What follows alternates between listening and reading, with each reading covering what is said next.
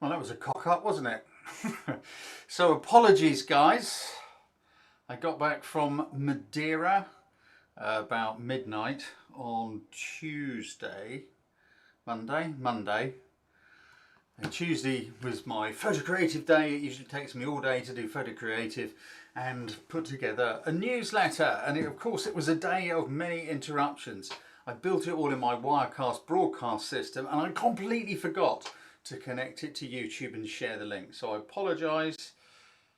You guys are awesome. You're here anyway, even though you only got the connection a few minutes ago. So, good morning, good evening, good afternoon, whatever it is. I can see many of you guys who are on Madeira with me are here. Fiona in a hot Adelaide, I think. Yes. I know David's here and a couple of others. Anyway, thank you all for being here. Yeah, I'm all flustered now because that was a bit of a rush trying to get it all set up. Anyway, just before we get going and have a look at your amazing entries, and I know a lot of you guys really pushed yourselves hard because photographing people isn't necessarily what you do. Personally, I love it. It's not everybody's cup of tea, I get that, and that's why I chose it as a challenge. Because if it isn't hard, it isn't a challenge. It's just something to do, if that makes sense. It's always that getting out of the comfort zone. And that's something which I want to talk about. I want to say a big thank you. Thank you for my Christmas present, Jane Barnes. Thank you to you for just popping a donation in there. And to everybody else who makes little regular donations or now and then just pops a few quid to help cover the costs of running it, the time, all that stuff. Anyway, yeah, being outside of the comfort zone. It's a really important thing in photography, life in general, really, because that's where all the good things happen. And I just want to share a little bit, actually, about the workshop we just got back from. And you guys who are on it, please feel free to pop some comments in there, because the weather didn't appear to play ball. You think of Madeira, you think, yeah, there'll be some nice little clouds drifting through the mountains and you get these little spotlights. We had some pretty heavy cloud and a lot of rain. Massive storm blew through. It was blowing rocks off the sides of the mountains. Many roads were closed, things like that. It was pretty extreme and unexpected. The thing is, though we possibly got fewer photographs than we might have done, I think the images that we got were way more powerful, and I'm just going to share a couple of mine. And I look forward to seeing yours, guys. You guys who are on the workshop, I've sent you a link to a Google Drive folder where you can share your pictures with myself and everyone else who was on the workshop. It's just private, it's just between us. Anyway. Yeah, David said the weather was great to photograph, and it was. It really was. Thank you, Don Johansson. Thank you very much indeed. Look forward to seeing you there next year and somewhere else too, I believe. You've been talking to Fiona. Let's have a quick look at a couple of things I want to talk you through.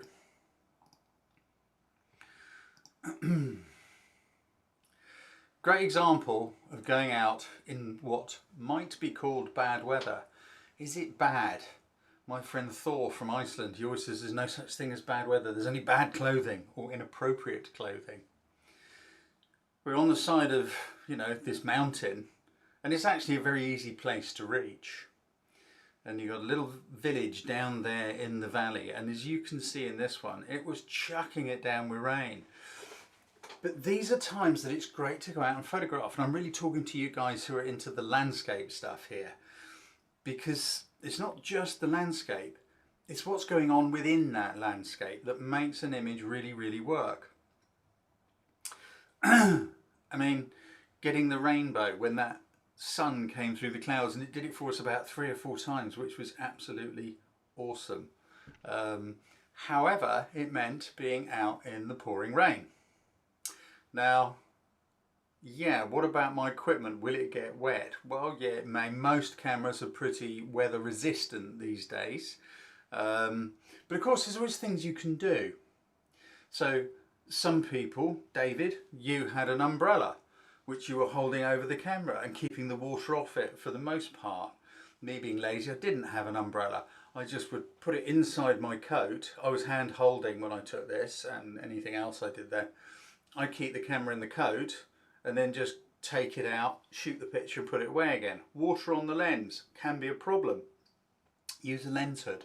It helps keep the water off the lens. If the wind's blowing, try not to turn into the wind.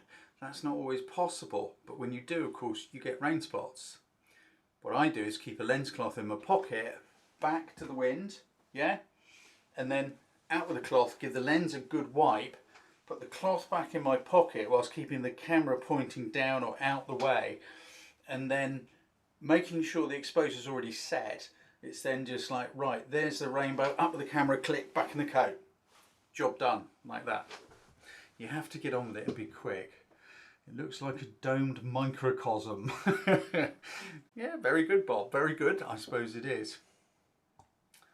Again, going out in what one might consider to be bad weather, because heavy cloud was going on this day. But there were little gaps in it, which meant you get the sun. They're called blue holes. I call them blue holes, and those of you who've done my 7 building blocks course will know all about blue holes. You get a blue hole come along, a hole in the clouds, and it lines up with the sun, and then you get these beams of light coming across the landscape, highlighting things. In this case, this little ridge of trees, you know, line of trees on the top of a mountain. Emily's, what exposure would you have for a rainbow? The one that's needed. I'm sorry, I have no idea what it was. It really is a case you just look through the camera, check the light meter, check the histogram, make sure it's not going off either end. That's the exposure you need for that shot. That's all I can tell you. I have no idea what it was. I tend to work with a histogram a lot. I have it in my viewfinder rather than the light meter, because the light meter might say that the exposure is correct, but the histogram is more accurate, because you may think, I want my picture brighter or darker, and by watching the histogram and how it behaves, you know you've got all the data, as long as it isn't going off either end, unless you want it to, in which case of course you can. Yeah, sorry I couldn't help, Emily. Up here, windy. Boy, it was cold and it was windy. You know, it really was. We had a bit of rain coming in as well. But again, you get these little bits of light coming through, just catching the edges of the rocks. Personally, I really like this. I don't know if you guys can see that little line of people on the ridge to the left. Those little tiny black dots, if you're looking at it on a big monitor, you'll be able to see. Those are people. And I really like that, because it gives a sense of scale. Otherwise, you've no idea just how massive this is. But again, it's about going out in the cold, being a bit uncomfortable, you know, freezing fingers and all this stuff, and the wind buffeting you. But it pays dividends. It's really important, this. Same place, a little bit later, looking in a slightly different direction. Coming up here to do a sunrise shot. This involved going out quite early and then hiking in the dark, you know, over uneven ground. So you got torches on, walking up the hill in the dark. Exactly, David. You know, and it's kind of like, where are we going? Is this going to be any good? The last part is a bit of a scrabble. But it gives you access to things like this. This morning, the weather really did kind of play ball with us. It wasn't blowing a gale. It wasn't an absolute hurricane or anything like that. I've got some pictures of you, David, and Fiona, when you were up at the top there, which are in that folder I just mentioned.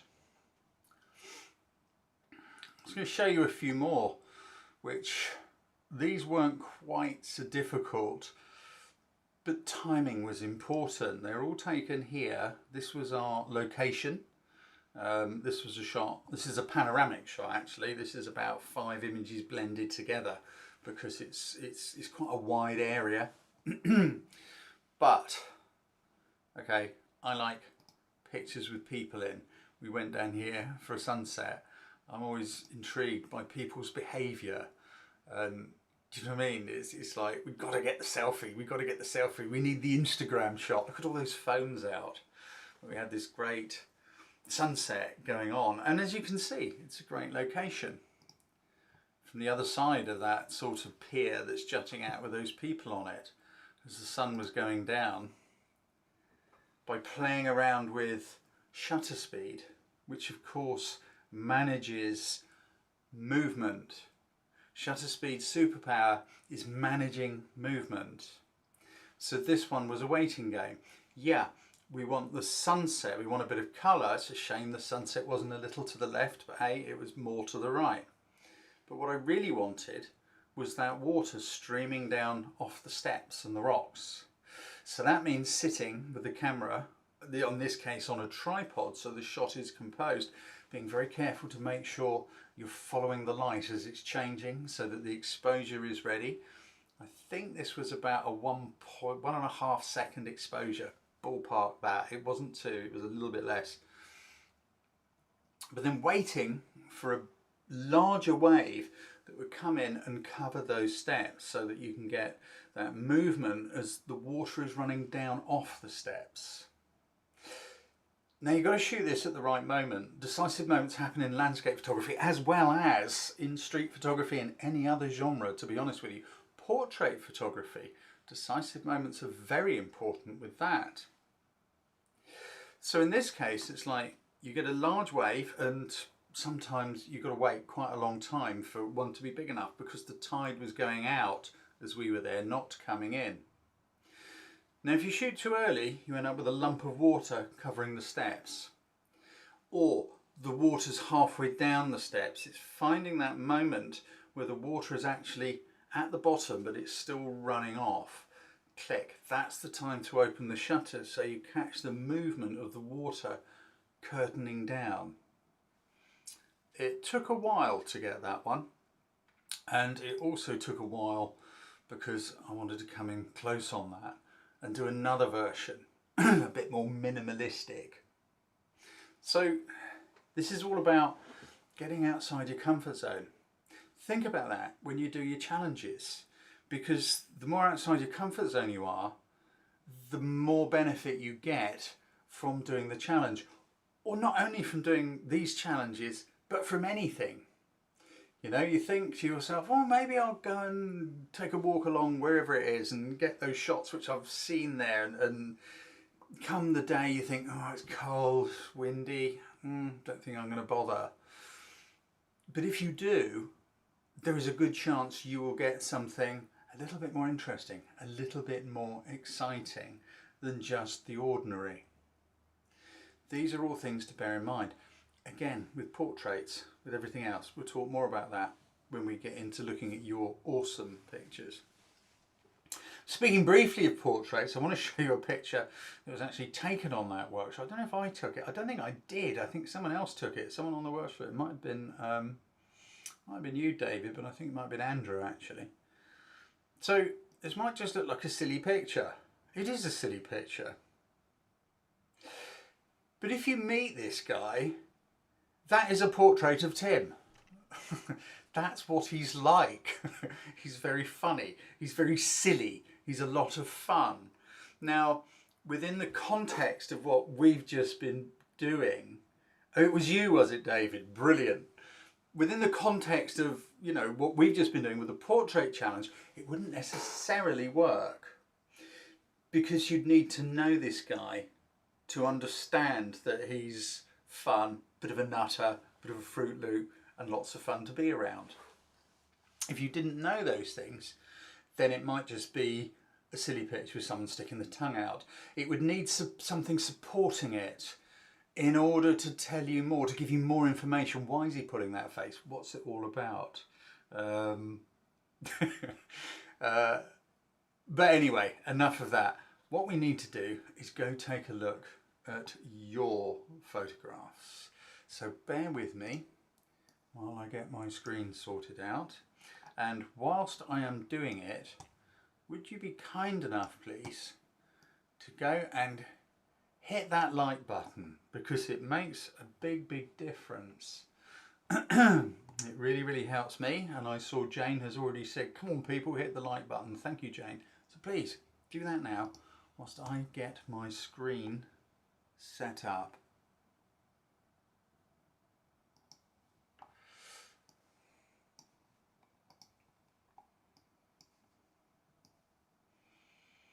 Okie dokie. I want that there so I can see. Good. Okay, I think we're pretty much ready to rock and roll. Here we go. So I hope everybody smashed that like button. That's a very YouTube buzzword, isn't it? And let's get into having a look at your images. There's some really, really cool stuff here. There's some stuff I can see you've put a lot of effort into, you've really thought about. And those of you who found it the hardest, I really respect you for giving it a go and for putting some images in. There aren't quite so many. I didn't think there would be, but anyway, well done. So, where do we begin? Let's start here. Hello, Carl. There was a lot of self-portraits. There was a lot of selfies. Now, I would guess that's probably because the photographers, maybe you, Carl, I hope you're here, because if you are, you can respond, don't particularly want to go and work with somebody else. And I think actually that word work is not the best thing to say. There was a very famous portrait photographer, and I don't remember his name, but I do know that he had a daylight studio, which is basically like a glass house with sliding panels, so you can manage, hi Carl, so you can manage the light. You can make it come from different directions by blocking it or reflecting it inside this sort of glass house. I remember watching an interview with this guy, and he said the photographer's job is to get the person to reveal themselves, not to pose them. You see these things online saying, you know, 50 top poses for portraiture, buy now. When you pose someone, you have to be super, super careful. Sebastião Salgado, my favourite photographer ever, he said this as well, because you're in danger of turning those people into something you've created instead of them being themselves. So there we go, that's just another little thing. Carl, hello my friend. I think this is kind of fun. I get it. I like the sparkle in your eye. I like the light. And I like the way you've given it this sort of Christmassy theme. I like these little sparkly bits of light paint, movement blur thing and the Christmas tree. And I don't know, I'll be interested, is this an in-camera multiple exposure or is it something you blended? Please let me know. Because I'm interested to know. The bit which I'm not so keen on is, I guess it's this version of you here on the left. Because this part kind of works. You've got some good light on your face and it works with the Christmas, but I'm not sure what's going on here with these sort of blues and purples. I don't know if I'm missing something. Ultraviolet light used on camera left. Okay, but I personally find it a distraction from the good bit, which I think is you here and your Christmas and your little sparkly thing going on down here. Slow sync shutter 2 seconds. Okay. But otherwise, yeah, you got some great light, like the catch light, like the expression. As selfies go, it's a good one, my friend. It's a good one. Blue was for effect. I think you got a few too many ingredients, Carl. That's all. It's like, I don't know, roast beef, roast potatoes, Yorkshire pudding, gravy, all that good stuff. Maybe a Christmas dinner, and you think, yeah, I like custard too. I'm going to chuck some of that on there as well. Not sure. Anyway, good effort, my friend. Good effort. Hello, David Cunningham. Couldn't get a victim. That's really interesting coming from you. But anyway, we'll talk about stuff later because, you know, we see so many of your portraits and photographs of people and things. Who we got here? Hello, Sandra.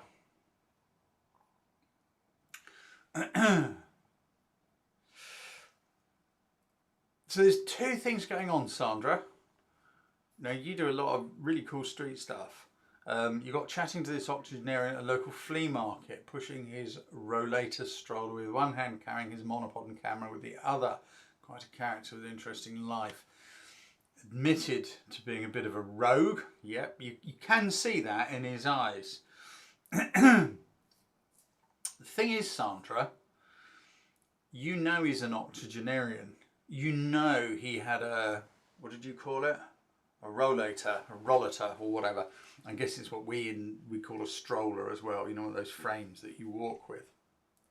So I think including that would have been really good, because it would have helped tell us a little bit more about this guy. That cheeky look, you can tell he's a bit of a rogue even now. You know, he's got his monopod, he's got his camera. I think had we included that, it would have given us a little bit more story about him. Personally, I'd have been inclined to move him a little further away from that window so you can separate him from it a little bit.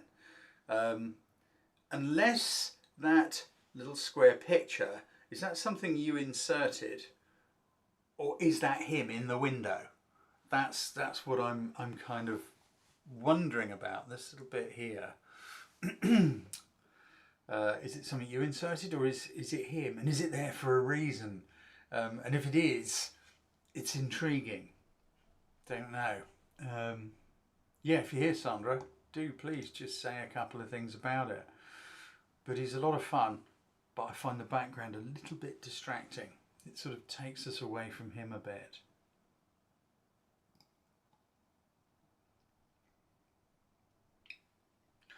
Oh, thank you, Irene. Sandra inserted it. Gotcha. I don't think it helps, Sandra. That's all.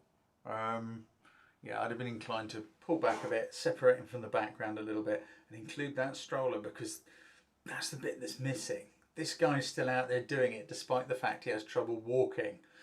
That, I think, is the key that would make this more of a portrait. Tell us something about this guy. Give us an insight into who he is. What have we got here? Dave Radcliffe. Hello, Dave Radcliffe.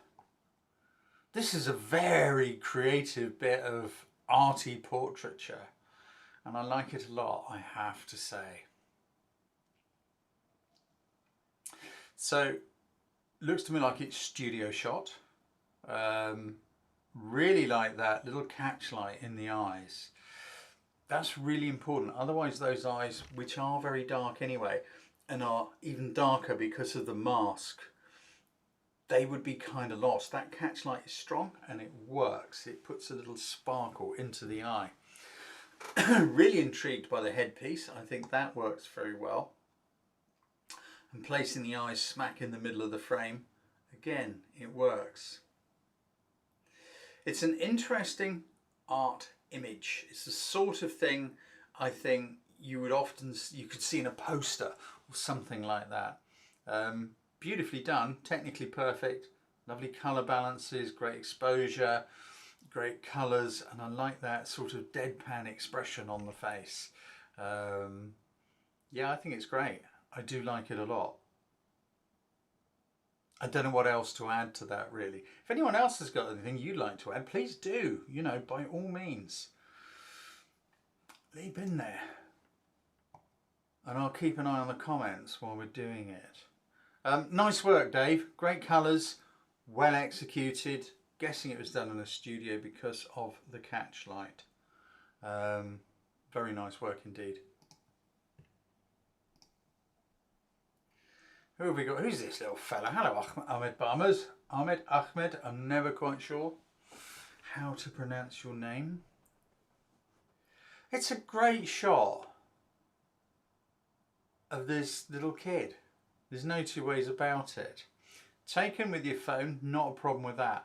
I quite like that high key backlighting, and I do like the expression, those big eyes. I don't know, did you put this sort of pale vignette around the edge? Because I don't really feel it helps, but if you did, you like it, that's all that matters.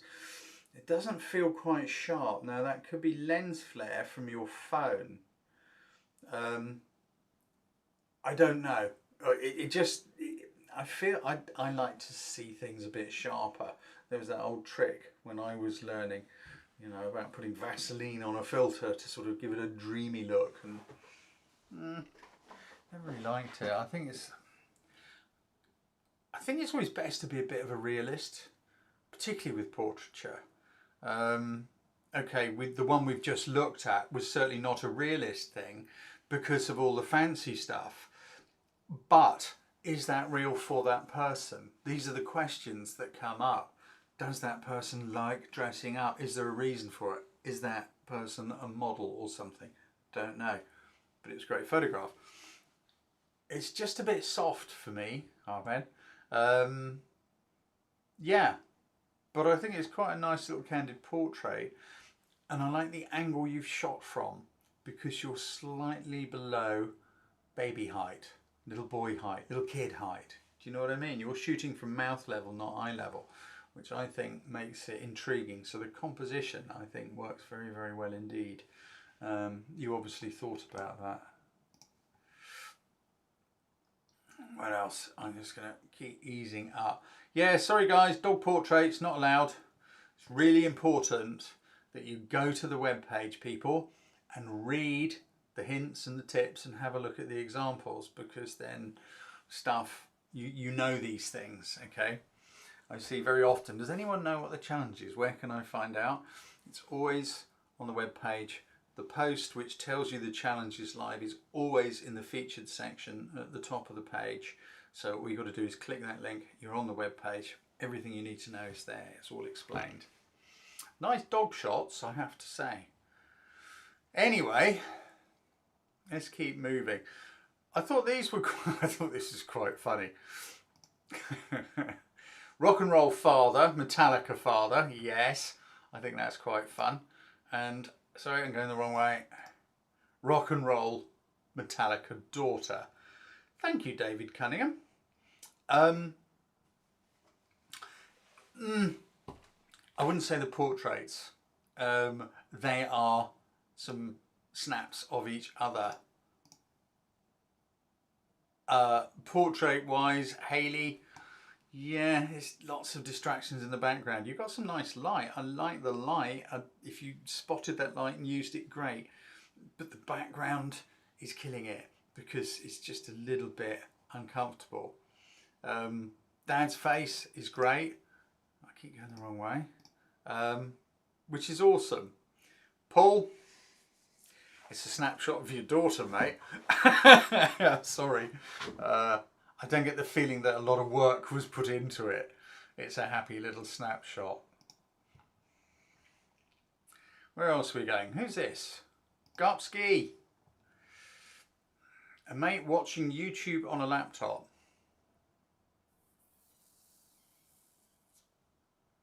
The thing with this one is you've actually got some quite nice light. It's a thoughtful expression. The hand, you've got some quite nice light. These shadows coming around the side. I think in a way, Garp, it doesn't help to say a mate watching YouTube on a laptop, because it kind of broke the mystery. It's like, it's a pensive expression. It looks like he's thinking about something. But knowing it's a mate watching YouTube on a laptop, then if that's something this person does a lot, then we need to somehow know that this person is watching YouTube on a laptop, because that reveals something about this person. What we've got here is actually not a bad bit of light on someone who looks like they're being very thoughtful or pensive. I don't know if that helps. I hope it does. And guys, of course, jump in, tell us. We've got quite a lot of no worries, Mr. Gaz.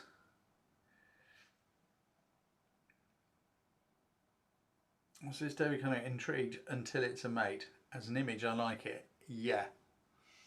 Stephen Laws. I'd be able to talk about a few more. There's not quite so many. It's a fun picture. And I think this one falls into the same category as the image of Tim that I showed you from the workshop, the one that David took. What I get as someone viewing this cold, don't know this person, is it's a snapshot of someone who's got some creamy stuff on their lip from a coffee and she's pulling a silly face. It doesn't sort of give me much of an insight into her, who she is, and all the rest of it. The background is slightly soft, which is good. It's helping, but it's a little bit distracting. I'm getting snapshot from it, just as that shot I was saying about Tim. This is the difficulty with portraiture. If you know Tim, you understand, yep, that's Tim. If you know this lady, you understand, yep, that's her.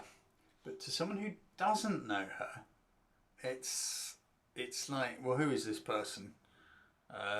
Okay, do you know what I mean? We see thousands of these images on social media. Oh look, oh, I got stuff on my mouth. But does it give us an insight into her much? Because, you know, it's a picture we see a million times. I hope that helps.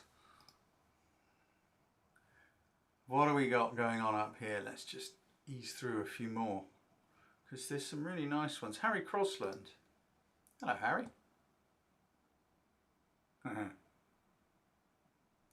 Very tender subject. And seen a lot of your pictures in these challenges, Harry. You're very good. I like the way you're using light. I'm guessing it's from a window, because the light is telling us who the important person is in this image, which of course is the little one. How do we know that? Because look, the little one's face is being lit up from the light which is coming from over here, whereas Grandpa is not quite so strongly lit.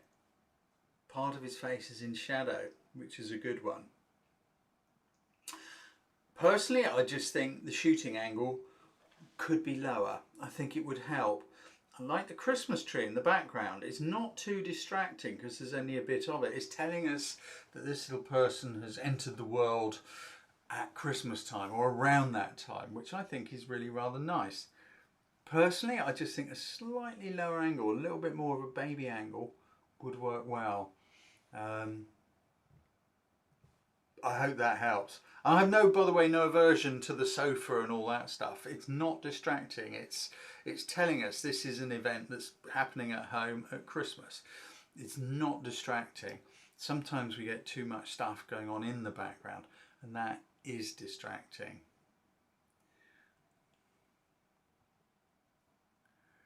Here we go, Alan Bristow. Hello, Alan. Street portrait. Okay.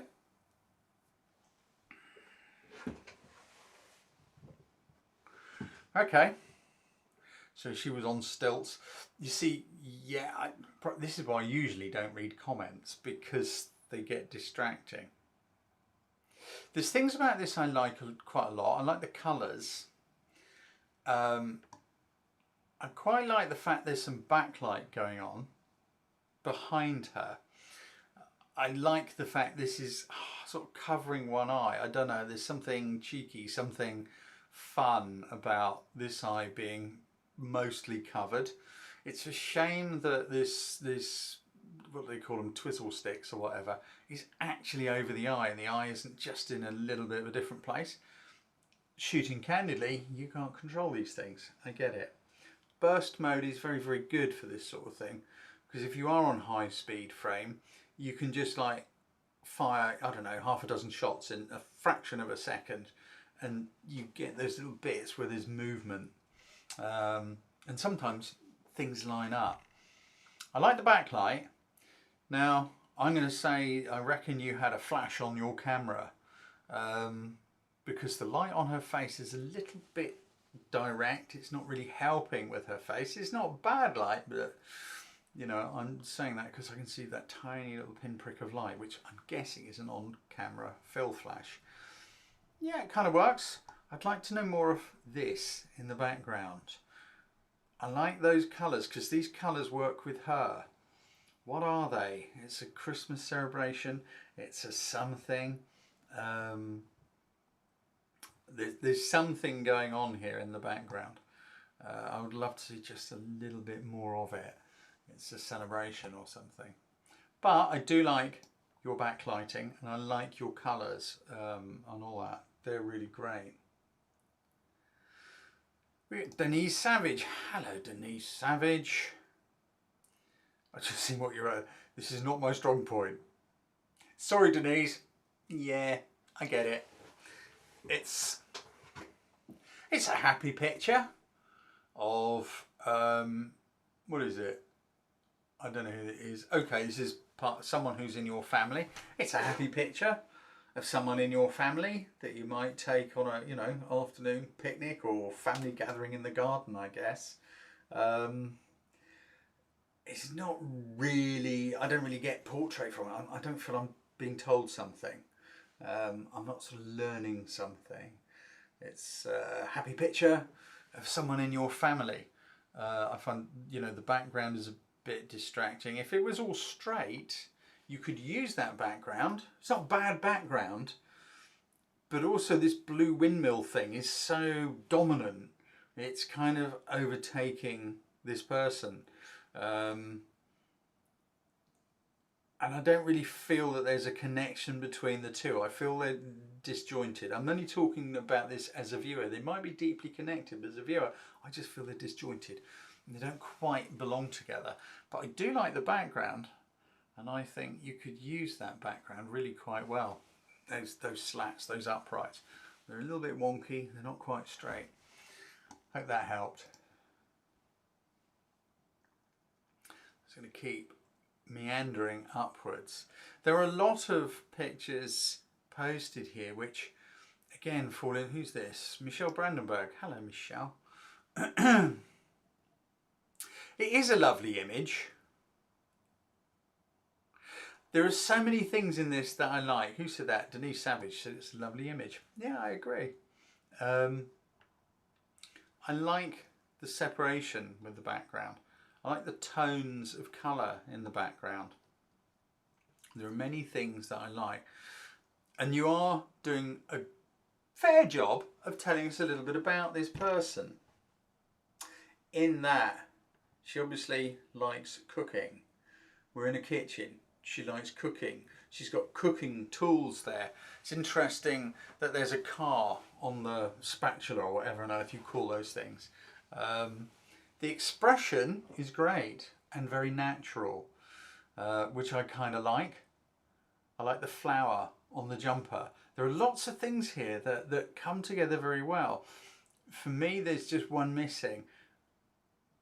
It's just that her eyes are a little bit closed because she's smiling and laughing. This is one thing we have to be careful with. And also, I would love it if she was engaging with you, with the camera, rather than someone we don't know. It's still a good portrait, don't get me wrong. It's telling us things about this person, which is what it's all about. I think it could be better if she was looking towards you. How do you do that? She's having this moment, she's having a laugh, she's talking to someone. The key is to distract this person's attention whilst they're doing it. Not kill the moment. You just have to, whatever was going on that's making her laugh, it's just say something, do something which is relevant to it. So she glances at you, click, and you caught that little decisive moment within the shot. What else we got? Let's ease it on up here. There are many. This, I would say, is a selfie one. Hello, Froggy. Yup, selfie. I like what you're trying to do, Froggy. So what you're doing about, you're trying to do a self-portrait. It's just something about you being a learned person. You like books, you like reading, and you've gone for the slow shutter speed. I'm guessing you did this completely on your own with the camera on a self-timer and all the rest of it. Not an easy thing to do. And it's finding the shutter speed that works for the flipping of the pages. This one's a little too slow because the pages have turned into a white blur. If you'd got 2 or 3 pages which were just like flicking, then I think it would probably come together. Your bookcase, there are things on the top which are a little bit distracting. Maybe if you'd managed to get yourself square to the bookcase and isolate yourself against the bookcase, I think that could have worked. But also because of the very slow shutter speed, you are soft. I'm guessing that's movement during the exposure. Not an easy thing to do, and I respect you deeply for giving it a shot and for trying, because you put quite a lot of work into trying to make this work. Yeah, I think there's other ways you might have been able to do it. Just like, I don't know, you, like that, looking at the camera, isolated against a load of books on the shelves.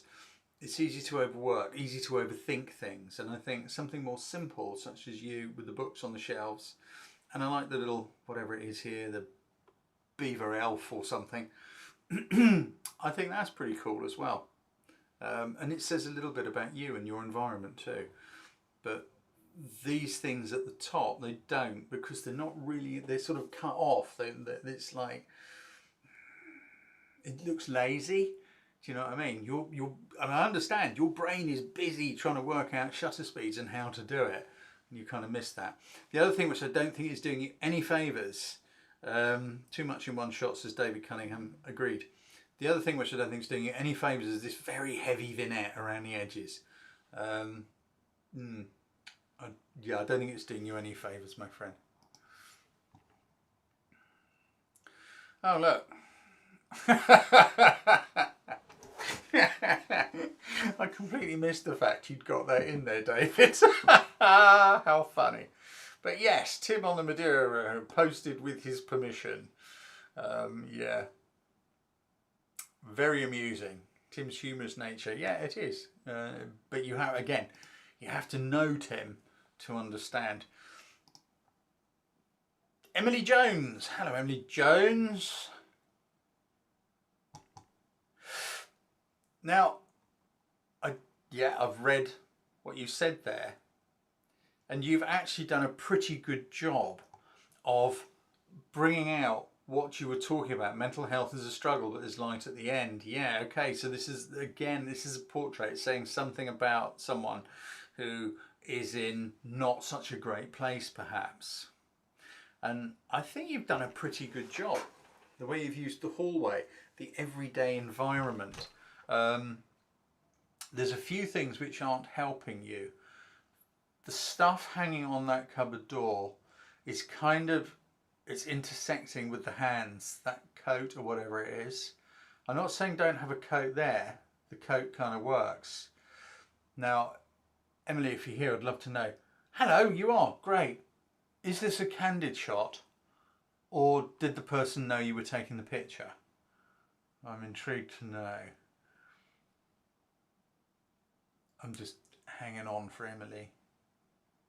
It's so annoying with this system, because you get to hear me just after I've spoken, and then I get to see you just after you responded.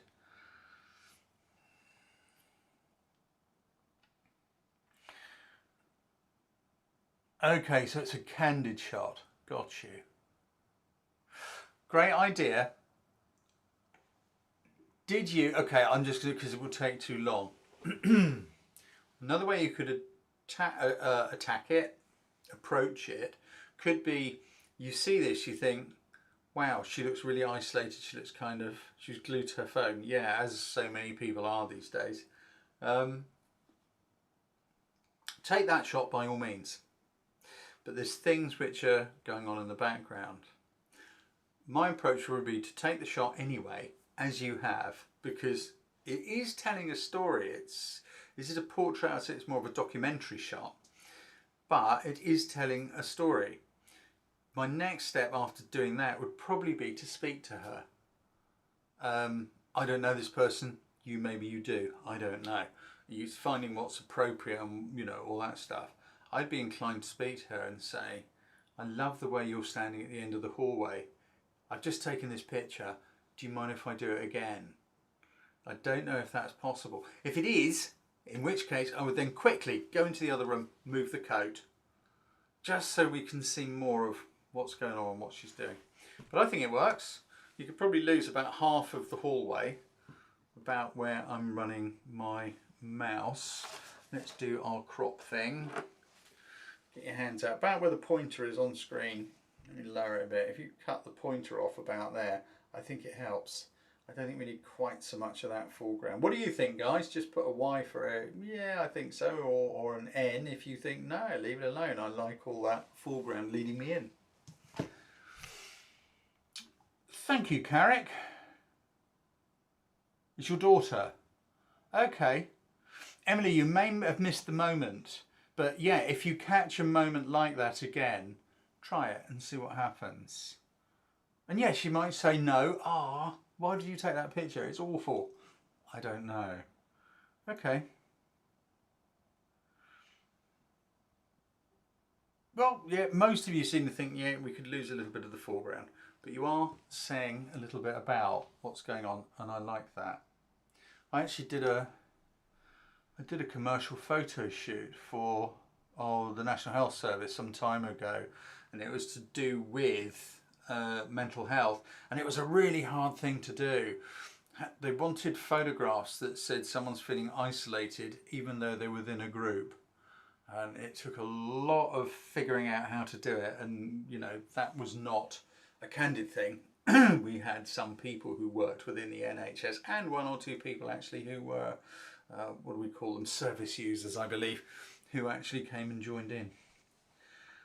Fiona Campbell, I think the foreground emphasises the dark towards the light. Yeah, fair comment. Who'll lead you to the subject, says Chris. Yeah, fair comment. Fair comment. Okay, what else have we got? Let's ease up. I can't believe it's 7:45 already. Where's that gone? This is really interesting.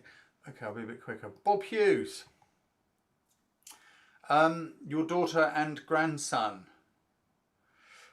Again, Bob, I'd say it's a really nice picture of your daughter and grandson on a sunny day, and you're out near the James River in Richmond.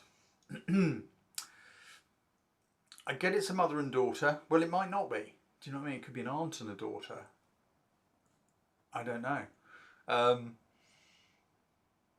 Portrait-wise, does it work as a portrait? I don't feel I'm being told anything about these people, apart from there is a relationship here, obviously. Bob, you've thought about the light. I quite like the highlights on the faces. They're a little strong. Maybe if you turn them just a fraction to their right, it would soften that. Careful with hands as well. It's like where she's cropped off right through the hands. It's a little uncomfortable. Maybe include them or don't was the thing which I've often thought. Lovely picture of them, but I don't feel I'm learning anything much about them. Let's just keep easing up. It's nearly 8 o'clock already. I can't believe it. There are so many here I would love to say a few more words about. Who's this? Susie Natman. Hello, Susie Natman. That's interesting. In Aswan. Very interesting. I feel that this feels more like, I guess, it doesn't feel like a portrait to me. It feels like a street shot. It's a nice shot. I'm certainly not saying it isn't. I quite like the light and the way you've worked with black and white. The emphasis is strongly on that face with the black hair and the sort of heavy duty jewellery and makeup and stuff like that. Which in itself is saying a little bit about this person. I don't know what the words are to describe her, but I feel it's more of a street shot than a portrait. I don't know, I feel it's often best to have some engagement. It's not essential, it really isn't. It's a lovely picture, don't get me wrong. It's a great picture. And the way you've managed to cope with that strong highlight, that strong side light, that's what I'm trying to say. I've never really understood, now I hope I don't offend anybody here, I've never understood the spider legs eyelashes.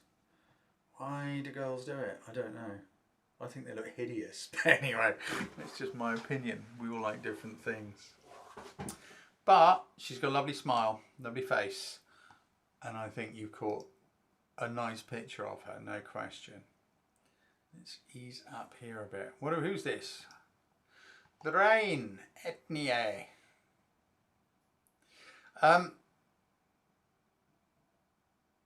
Lorraine, I'm guessing portrait isn't something you're particularly keen on, but again, well done for going out and giving it a go. I'm not getting portrait from it. You're telling us something, don't get me wrong, you're telling us something about this guy and what he's doing, the company he works for, the job that he's doing. but it's more about the job than it is about him. This is, I would say, the Altec company would probably go, hey, that's a great shot, can we use it in our brochure or in our newsletter or something? But it's more about Altec than it is about him. That's all I could say about that. You obviously had some quite hard light to work with there too, because of the background. It looks like you've done a bit of something down here to try and reduce the impact of the tree, but it hasn't quite worked, I'm sorry. It just looks a bit odd. I'd have been inclined to include a bit more of the tree, to be honest, or try and remove it altogether. Yeah, I hope that helps.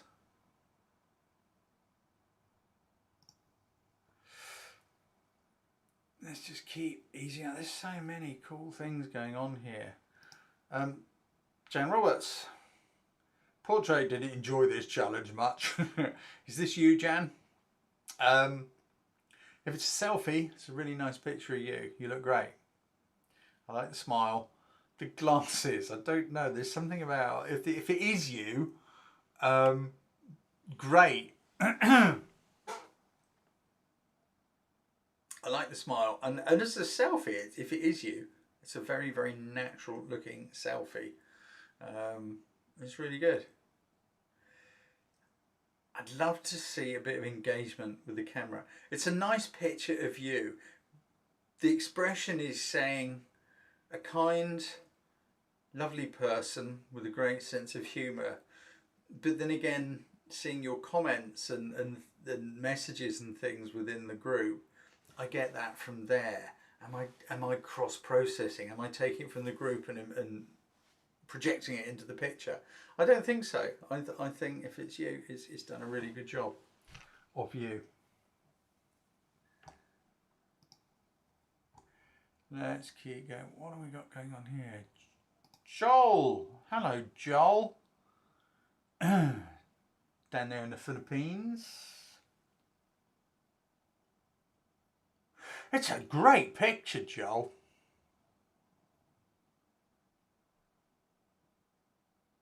It is a great picture. I love the way you have used the darkness and you've had to manage your exposure. Forgive me, I'm sorry, I don't remember who asked about the exposure on the rainbow. I have no idea what it was. But if you remember, I was saying something about I tend to shoot with the histogram because by seeing where the histogram is on the scale, I know the exposure that I want. So had Joel left his camera to its own devices here, it would have made the picture much, much brighter. But what he's done is he's looked at this and thought, okay, I just want those little catch lights. So therefore I need to tell the camera I want the picture darker than it will want it to be. Joel's light meter at the point of taking this would have been saying, no, no, it's massively underexposed. But this is why I like the histogram, because I can see it in the viewfinder and I know that the dark is to the left, and I just think, yeah, I want that picture really dark. I want to make sure I've captured all the highlight detail. So I just roll the exposure until it moves to the left and make sure all the highlight detail is probably a third inside the histogram graph and there's nothing to the right of that. And no, I'm exposing for the highlights.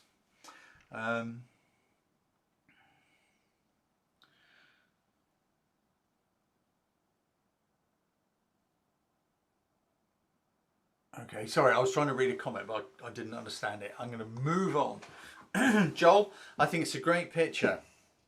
And I do think it's a nice portrait of this kid who likes going out at night. And she's fascinated by things. I get inquisitive from this, from her expression. She's looking at something very, very intently. I really like the composition because she's sitting in this sort of V, this fork of a tree. Look at the position of her arms. So you've got the two sort of intersecting like this, which I really, really like. It gives it a symmetry, and that backlight, which I guess is from a street light or something, it's just picking out her face. And that expression is one of, there's something interesting going on over there. You've also got these little highlights just being picked out in the background. It's picking out her hair. I think it's a really, really nice picture. We know it's nighttime because it's dark and because of the light. I like the composition and I like the expression. There's a lot of things to like about this. Of course, when it comes to portraiture and all that, actually we're making up stories in our head. Unless we know for a fact that, you know, you've got someone who's in a cage lift working on power lines, that's less of a story. I've just made up a story about this girl. I have no idea how accurate it is, but I love the picture. I think it's a rather beautiful picture, actually. Of course, everything that I say in these sessions is purely my opinion. And you are 100% free to disagree with me. Graham Rogers. Hello, Graham. You got a great model there. I don't know who it is. Is it a family member or something? Oh, your model friend. Okay. I'm not going to read it, or I'll read too slowly. I did read this when I was going through it. You said something about the light, didn't you? You said the light had gone. Yeah, anyway. I'm sorry, Graham, I disagree. Because if you look along here, back up there, you got light. There's light going on up here. So, my thoughts with this, I think you got some great ingredients. Forgive me, my friend, I think you could have cooked them slightly better. So look, at the end of this walkway, bridge, whatever it is, you've got this fantastic rectangle with lots of little rectangles going on inside it. So there's all that regularity, and then we've got this human shape. You've also got a little bit more light going on up here, which may bounce up off the pavement if you wanted to use the umbrella. Not sure the umbrella would work because I know I'm terribly literal. I'm not seeing any rain. But anyway, but maybe if she was just back here in the brighter area, in the light, wherever that pool of light is coming from, and you used a longer lens which would isolate her within this rectangular frame which is full of rectangles, I think that might work really rather well. She's doing a bit of a model pose, or it feels like one. I could be totally wrong. It feels like one.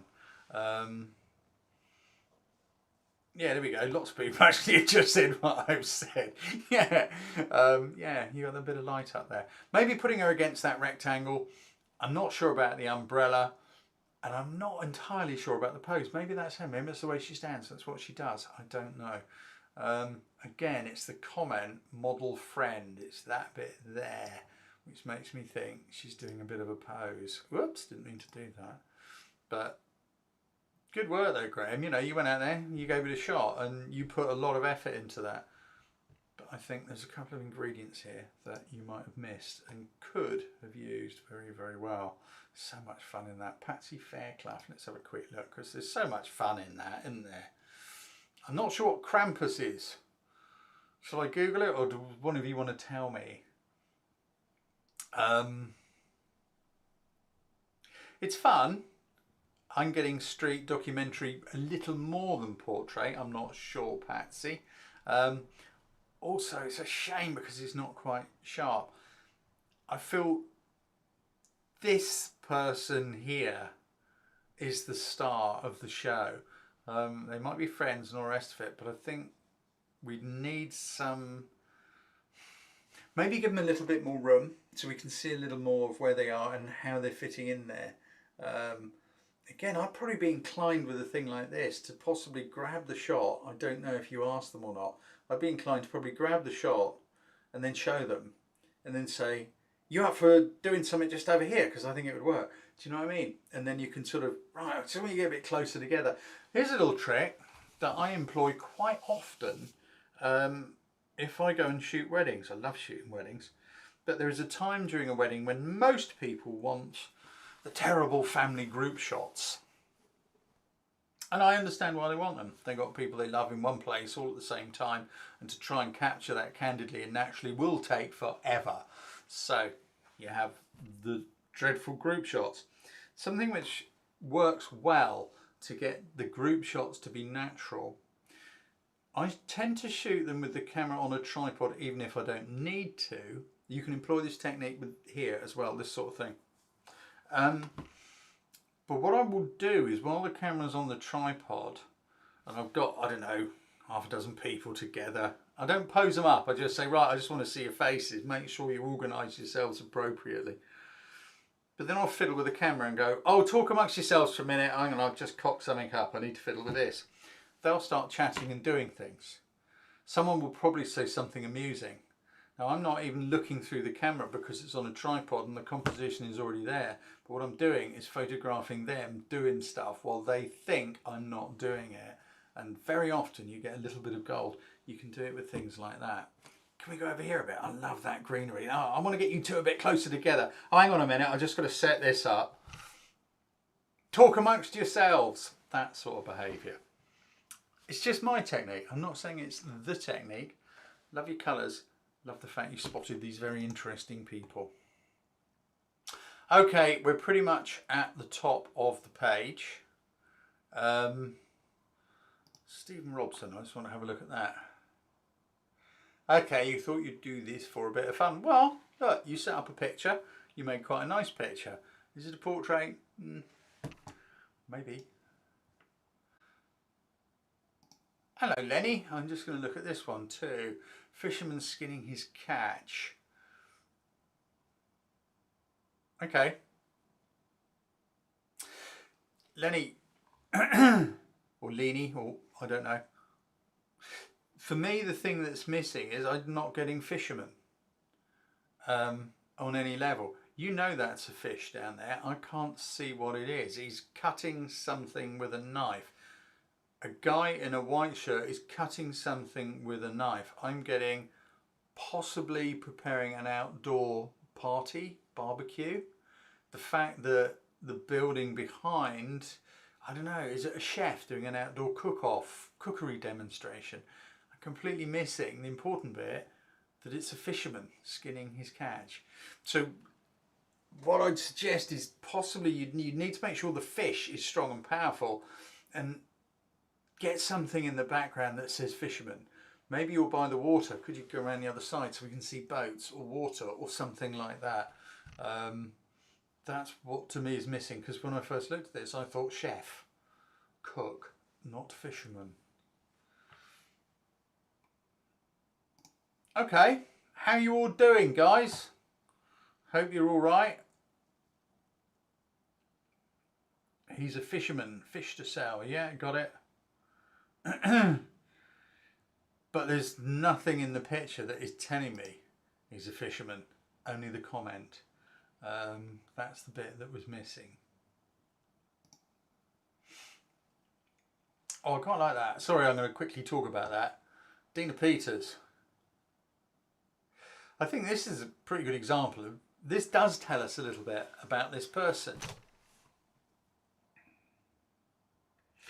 We know that this person, we don't know that he fixes trucks, but we do know that this guy works with his hands at some level. Because of the tool that he's holding, I probably wouldn't have associated it with trucks. I'd have associated it with fabrication or welding or something like that. But either way, it's giving us an insight into this guy. I love the level stare that's going on, his stance.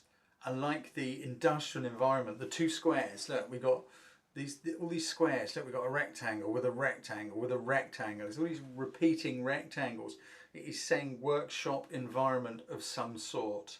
And I kind of like that. Dana, the only thing which I would say is glasses are a pain in the neck because they reflect. It's this reflection over that eye. I know I'm being picky, but it's well worth just saying put your chin down just a fraction and that reflection will go. That's just one little thing, but great shot. And I'm honestly do take my hat off to everybody who has come to this not liking portraiture but choosing to do it anyway. I really take my hat off to you because I get it. I mean, I quite like photographing people, and yeah, I'm a loudmouth and I jump around like a 12-year-old, but yeah, I sometimes get butterflies and just think, oh, I wonder how they'll react to this. Don't care. I want to take the picture anyway. What's the worst that can happen? I'll get a punch in the face or something. Anyway, let's have a little chat about the ones that I kept coming back to over and over again.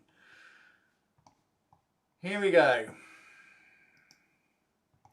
Oh, I've got that set up wrong. Hang on.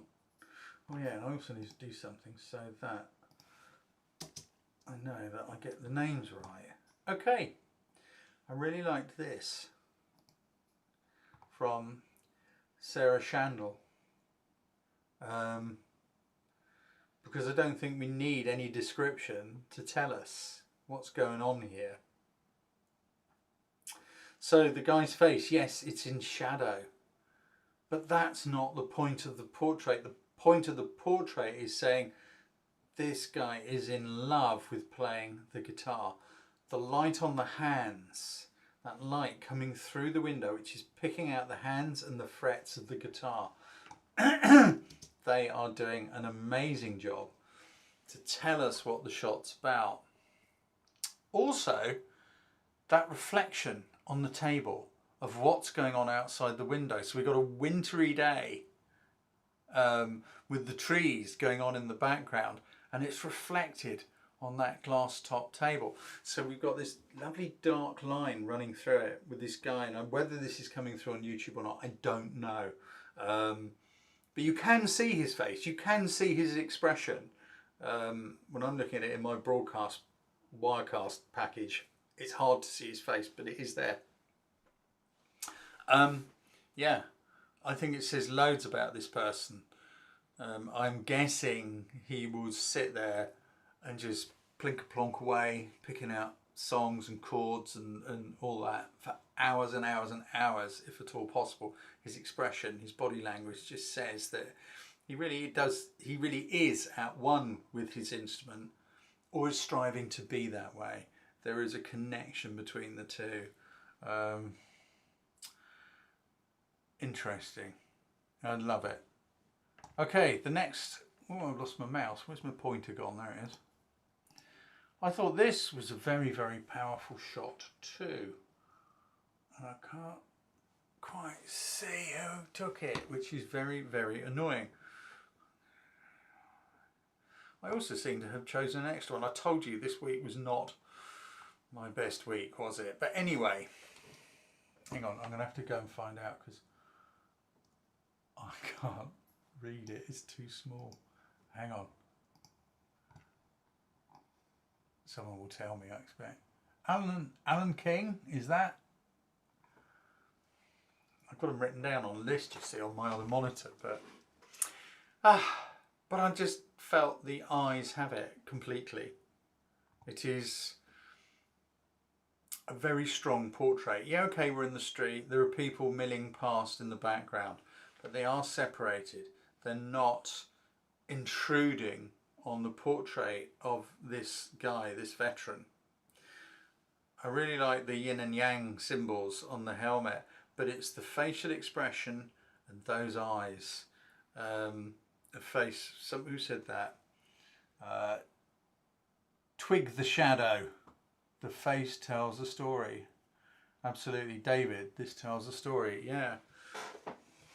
This guy's seen stuff and done stuff that most of us cannot possibly imagine. And yet somehow I get the feeling he's got that sense of humour. Something which I have found often, or met often, in veterans, in people who have been in the services, or people who have been through hell. They come out the other side stronger for it. Don't get me wrong, they may carry ghosts as well. Many do. But I just felt this was a great study in somebody's face, and it is those eyes that capture the whole thing, that engagement. Our next one is a selfie from someone who shoots a lot of great photographs and portraits, and we often see them within the group. There we go, Mr. Cunningham. I just thought it's a great, great self-portrait. David, it's not a selfie at all, is it? It's a self-portrait. This is a portrait, not just a selfie. I love the thoughtful look. Beautiful use of light. You know, it is a very considered portrait of himself. It's not just a picture of himself.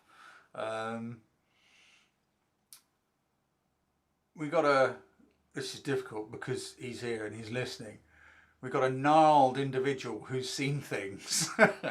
And, you know, you have. I like the use of the hat. It's a hat worn in hot climates. It keeps the sun at bay so you can see and it doesn't burn you. I think it's a beautifully shot self-portrait. Look at the light on one side of the face, but we've still got the detail on the other.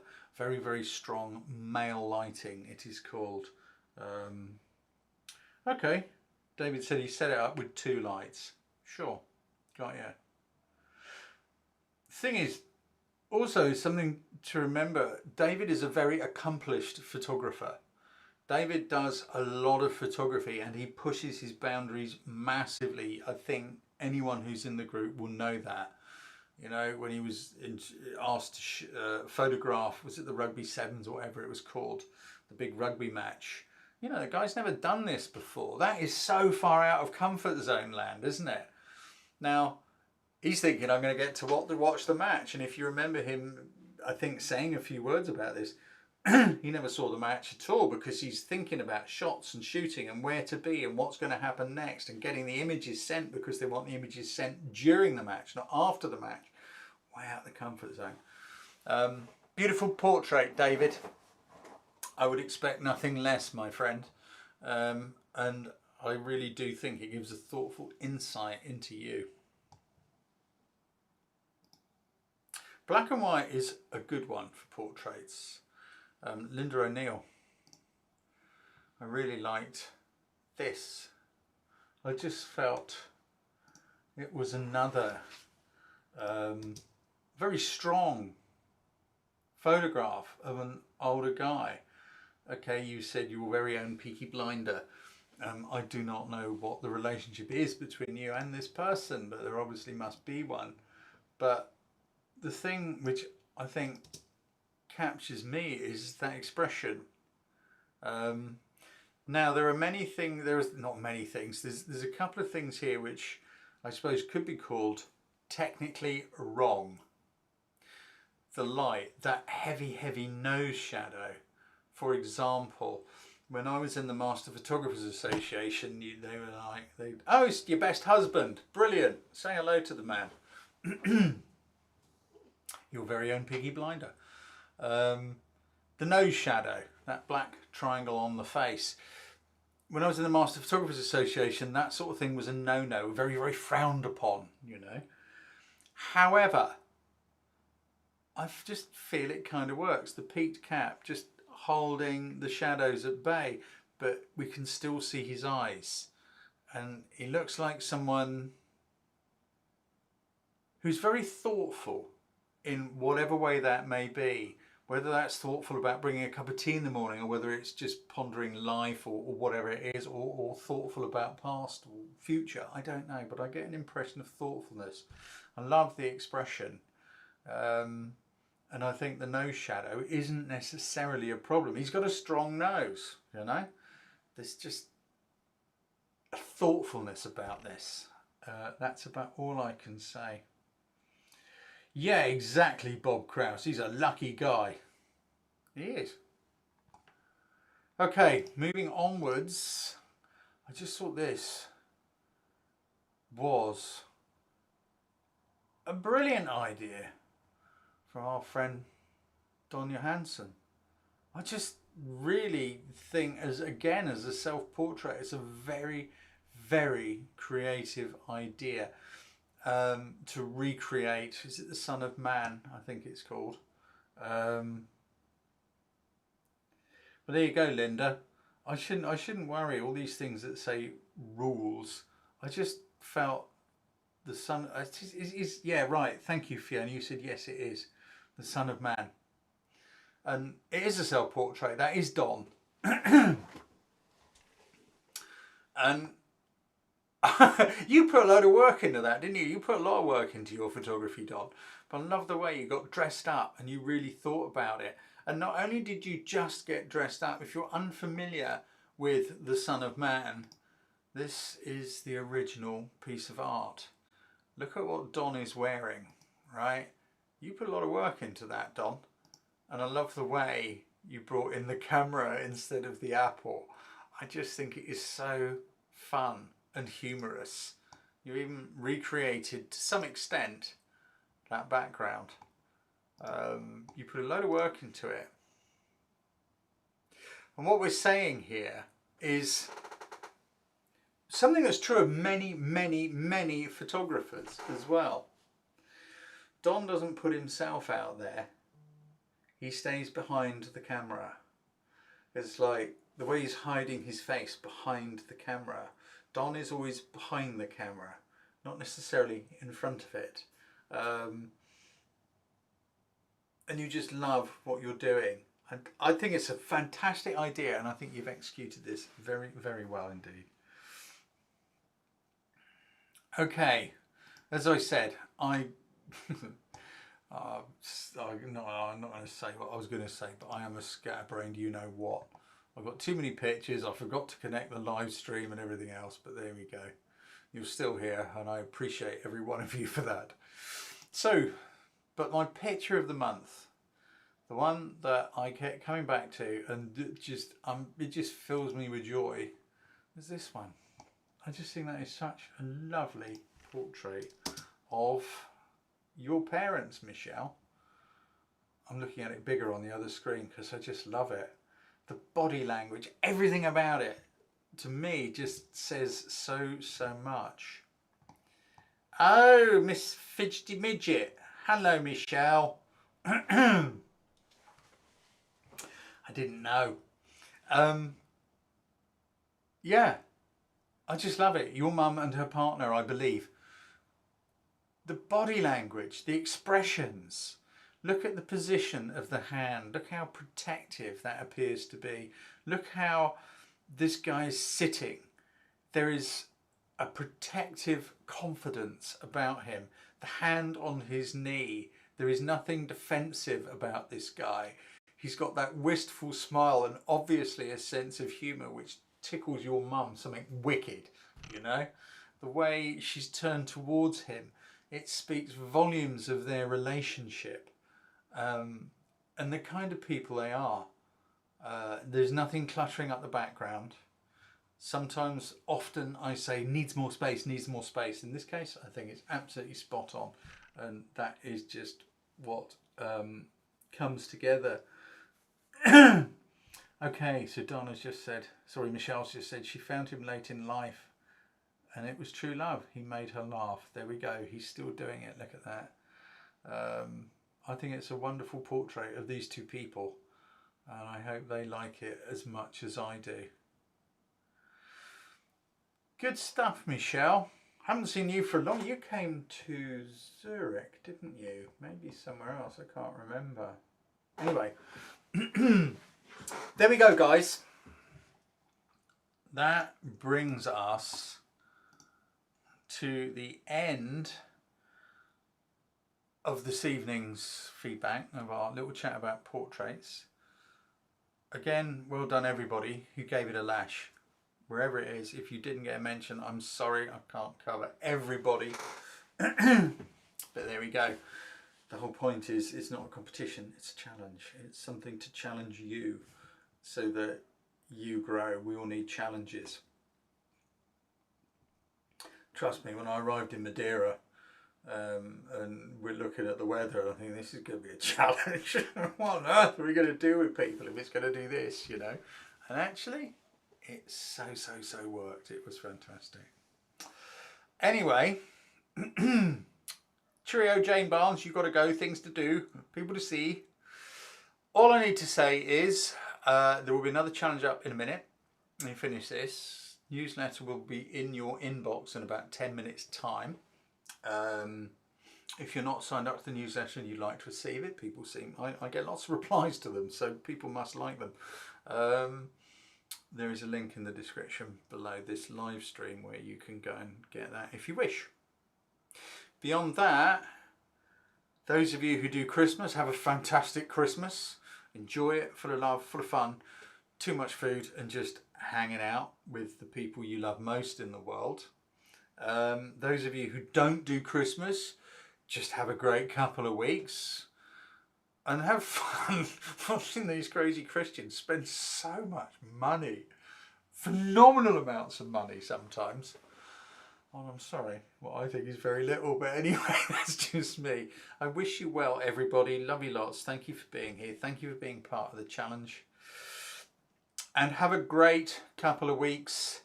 I will see you all when you're older in January. Take care, guys. Big hug.